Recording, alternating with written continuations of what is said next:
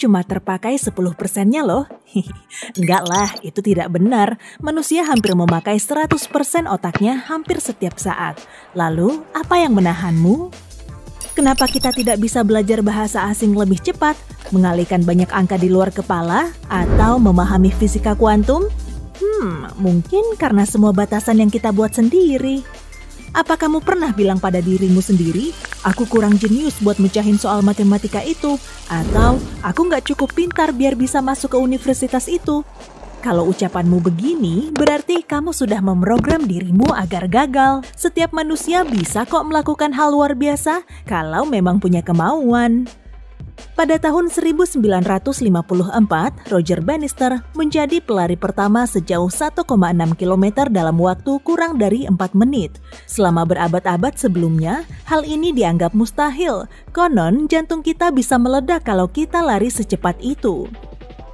Tapi Bannister berhasil melakukannya dalam waktu super mepet 3 menit 59 detik. 2 bulan kemudian atlet lain juga mengikuti jejaknya dengan 1,5 detik lebih cepat. Rekor terbaru dicapai dalam waktu 3 menit 43 detik, 17 detik lebih cepat dari waktu yang kita perkirakan. Banyak sekali belenggu yang ada di kepalamu sehingga kamu tidak tahu kemampuanmu yang sebenarnya. Otakmu mirip komputer super loh. Organ ini akan melakukan apapun yang kamu minta. Pastikan beri perintah yang menginspirasi ya. Itulah yang dilakukan para atlet, CEO, dan ahli bedah otak setiap hari. Apa kamu pernah merasa sangat tertarik pada sesuatu, sampai-sampai lupa waktu, tidak mengecek ponsel, tidak merasa harus makan, tidur, atau bernapas? Berjam-jam telah berlalu, tapi kamu sangat asyik dan benar-benar fokus dengan kegiatanmu. Aku juga mengalaminya saat sedang berlatih musik.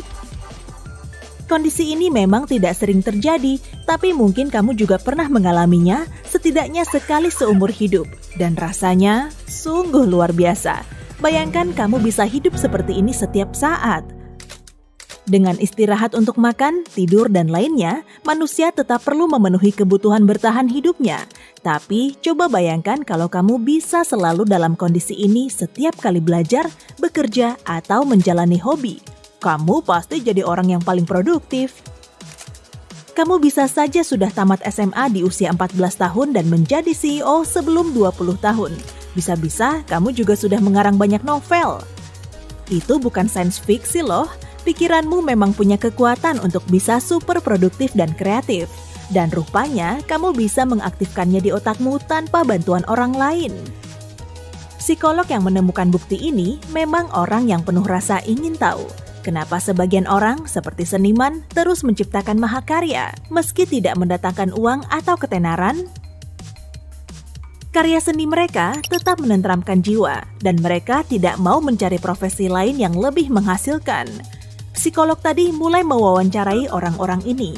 Akhirnya, seorang komposer berkata, saat membuat lagu, dia berada dalam kondisi mental yang membuatnya tidak menginginkan hal lain di dunia ini. Dengan melakukan hal yang disukainya, dia bisa merasa sangat puas sehingga tidak menginginkan penghargaan, duit, sorakan, atau apapun lah. Orang juga menyatakan hal yang sama. Psikolog ini menamainya sebagai flow. Beginilah rasanya. Kamu benar-benar tenggelam dalam kegiatan yang kamu lakukan. Begitu fokus melakukannya sehingga tidak merasa terusik oleh apapun. Kamu 100% bersemangat. Alasan dibalik semua ini sebenarnya sangat sederhana kok. Otak manusia bisa mempersepsikan 110 bit informasi setiap detik. Mendengarkan orang lain bicara saja memerlukan hingga 60 bit. Karena itulah sangat sulit mendengarkan dua orang membicarakan dua hal kontras di waktu yang sama. Kamu cuma bisa mendengarkan ucapannya sambil melakukan hal-hal mudah seperti mendengarkan musik, mengecek ponsel, membalas WA, memainkan rambut, atau bahkan sekedar memikirkan cuaca. Saat kamu mencapai flow, aktivitas yang kamu lakukan mencapai titik perhatian sebesar 110 bit. Jadi, tidak ada sisa bit untuk melakukan aktivitas lain. Dunia di sekitarmu seolah hilang. Kamu bahkan mengesampingkan kebutuhan dasar seperti makan atau tidur. Tapi yang terpenting, kamu merasa percaya diri, sama sekali tidak ragu. Kamu bisa melakukan apapun dan kamu tahu kalau kamu bisa. Selain itu, semakin kamu melakukannya, semakin banyak inspirasi yang akan kamu dapat. Kamu tidak menyadari waktu yang terus berjalan.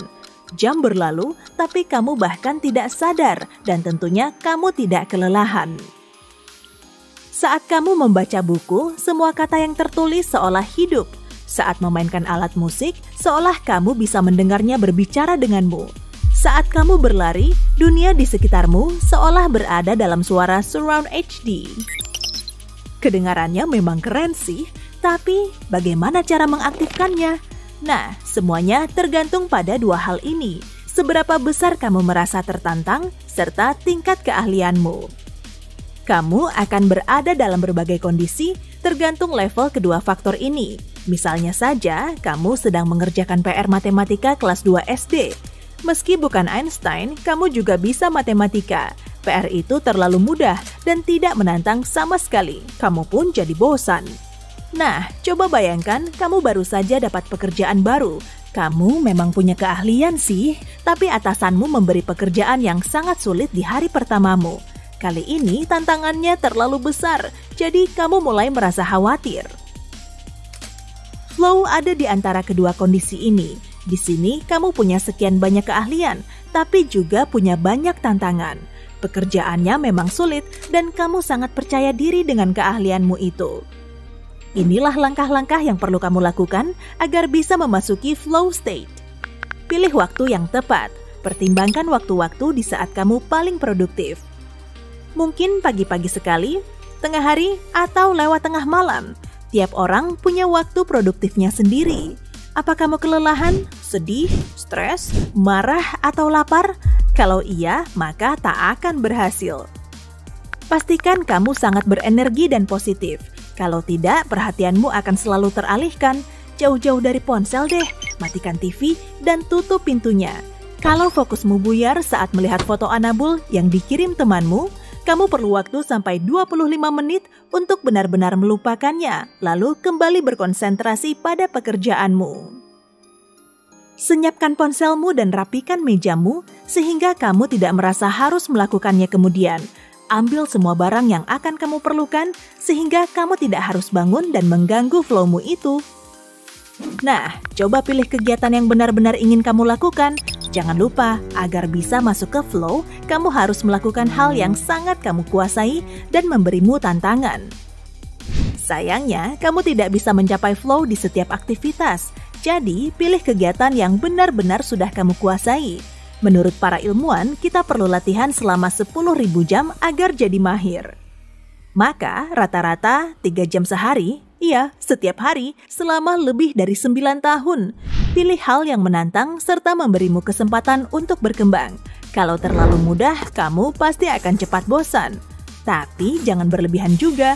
Kalau sudah merasa sangat kesulitan, kamu tidak akan mencapai keadaan flow yang sempurna. Coba pikirkan kegiatan spesifik. Kamu akan lebih bisa memfokuskan pikiranmu dan tidak akan melamun. Misalnya dengan menulis cerita, melanjutkan melukis, membuat rencana bisnis, apa saja. Pokoknya pastikan kamu tahu apa tujuan akhirnya. Kalau sudah siap, kamu bisa mulai bekerja. Tapi flowmu tidak akan seketika muncul. Sama seperti olahraga, kamu perlu pemanasan dulu. Dalam kondisi fokus penuh, biasanya diperlukan waktu sekitar 15 menit untuk memasuki flow state. Tapi jangan sedih ya kalau kamu belum berhasil melakukannya untuk pertama kali.